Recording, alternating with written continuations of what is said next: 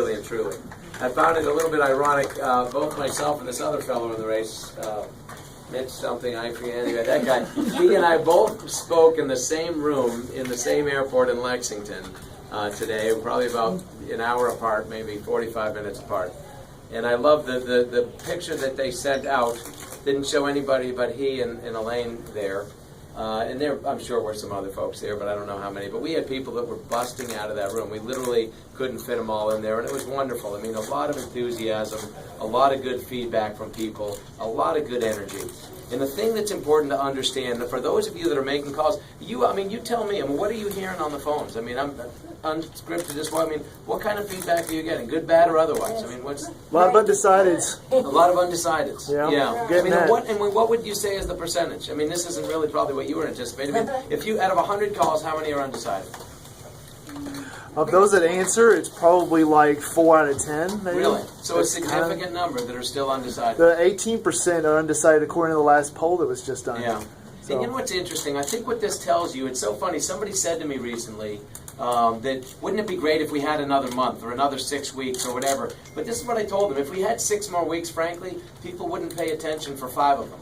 And that's just the sad reality of it. The truth be told, people start to pay attention in the last week. People pay attention right when it comes down to the wire, and at the end of the day, a significant number of them still turn to people that are their co-workers or people that they know from church or people that are just down the street that they know pay attention to this stuff, and they say, hey, listen, isn't tomorrow the primary?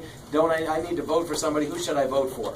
And that's the kind of stuff that we really, it's important to just keep doing what you're doing. We'll make these calls all evening. We'll make these calls. We'll reach people. I really appreciate all of those of you who have just been pounding the telephone lines today. And in recent days, we've made tens of thousands of calls between here and our other offices. And this is good stuff.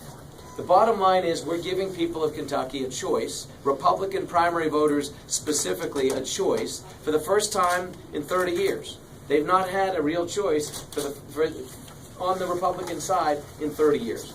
And so it's a function of, do they want more big government? Do they want more career politician? Do they want more bailouts, more amnesty, more bloated government, more debt ceiling increases, more pay raises for oneself, more exemptions from laws that are passed for the rest of us? Do they want more of that? Or do they really want to put their monies where their mouths are?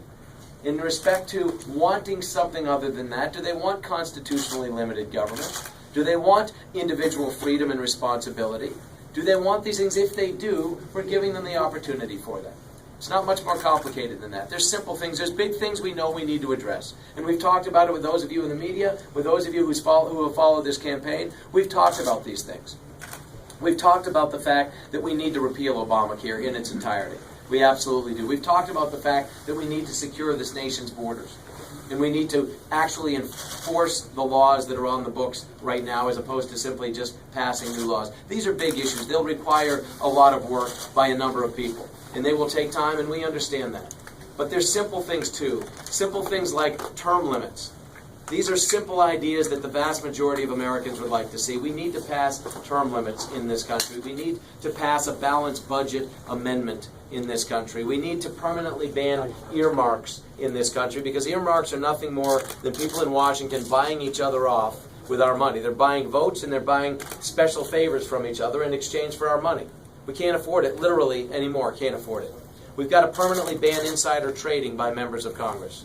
And we've got to permanently require that every single law passed by the U.S. Congress applies to the congressmen and their staffers as well, in its entirety. No more exemptions, no more carve-outs, no more special subsidies for a handful. This is the type of thing that's destroying us, and we know it.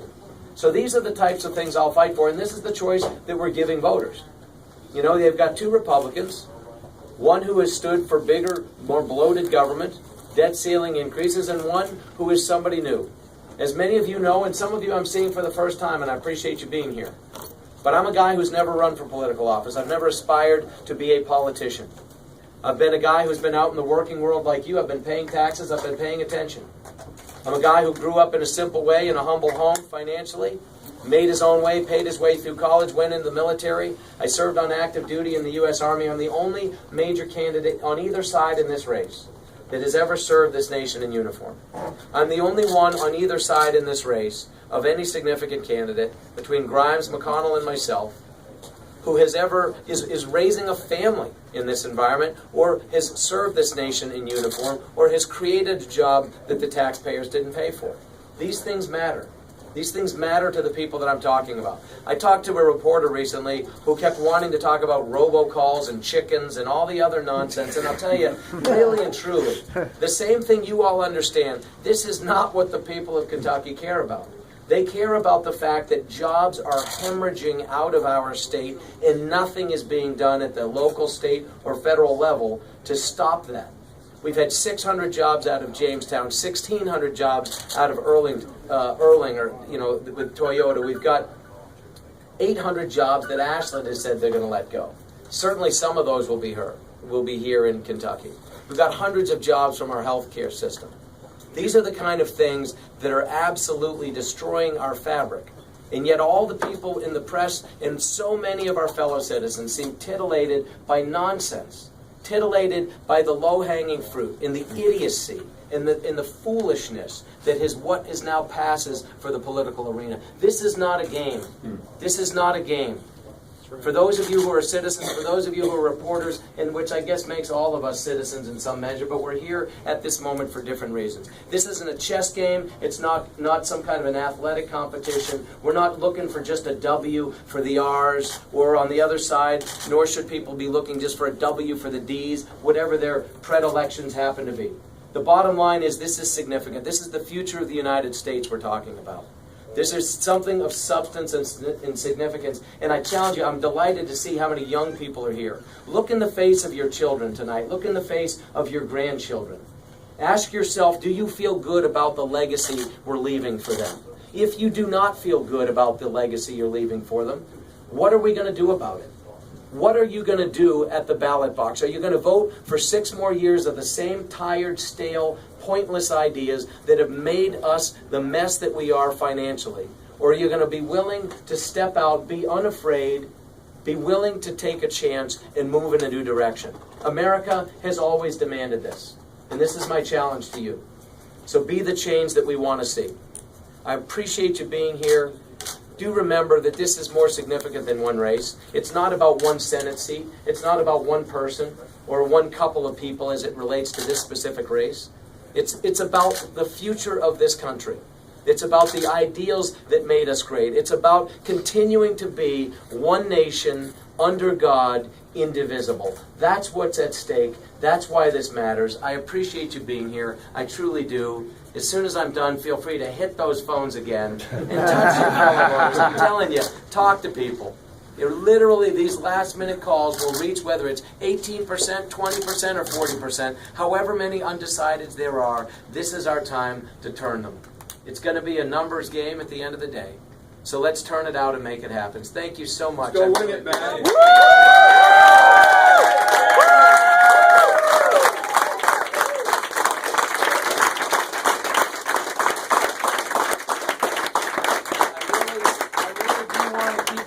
Because I don't want to rob us of the ability to touch voters. However, what questions can I address? First, from any of the people who have been supporters of this campaign, and then I'll be happy to take press questions as well. Any questions from any of you on any front? Anything that you want to know, questions you're getting on the phone, things that you'd like an answer from me on, anything at all?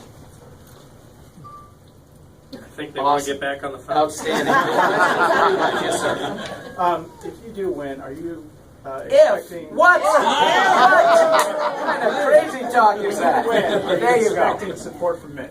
I'll tell you what, I hope so. I don't know why he wouldn't. I've always voted for him in the past. I've always supported him when he was the candidate. And I don't know why he or any other person should do anything different. That said, he's one guy. He can vote for whoever he wants. He can support whoever he wants. I demand nothing of anybody. I simply lay myself out and give people the opportunity to make an informed choice. So I would hope to see that we would have support across the board. I think we will. There's a weariness for him. Let me tell you something. You don't get to have a 32% approval rate in this state because people love you. And so whether he supports me or not, there's a whole lot of people in this state that will, and enough to win. No question about it. Other questions? Will you pledge to support him if he wins? Again, that's just crazy talk. That's the kind of hypothetical stuff we don't talk about here at the Bevin for Senate. Here's the reality. I have never, and I've said this before, I've never supported a Democrat over a Republican in any race. I don't intend to start with this race or any time on any other race in the foreseeable future, and we'll cross whatever bridges we need to cross when the vote is tallied tomorrow night. How much unifying does the party need to do after this primary race? Again, it's going to be a function of whether people take seriously the fact that they've been attacked nonstop.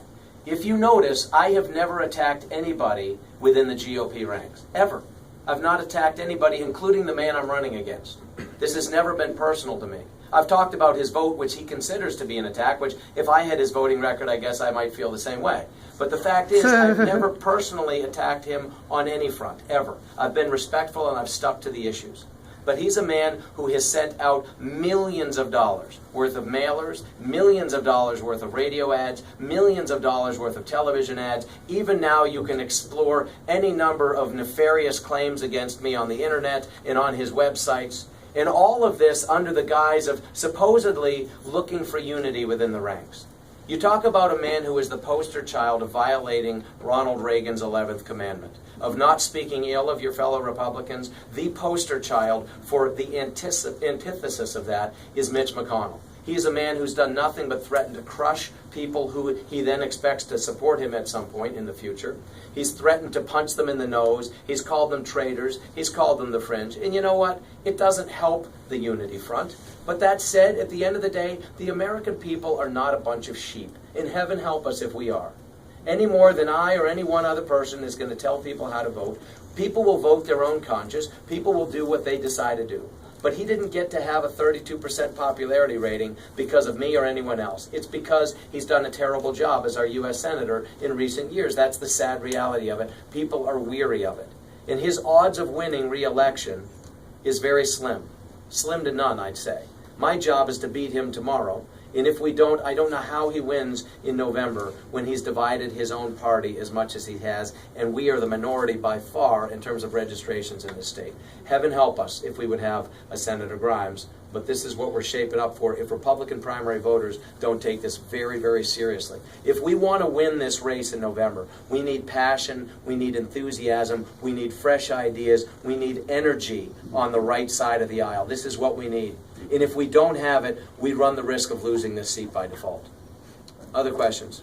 How are you spending your final hours?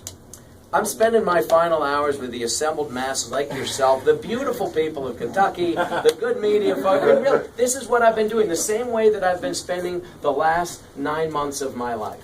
I have driven over 48,000 miles around the state of Kentucky. I've talked to thousands of people every single day. I'm out talking to people. I'm talking about issues. I am the only one of any candidate, serious or otherwise, who has actually campaigned this entire campaign season. The only one.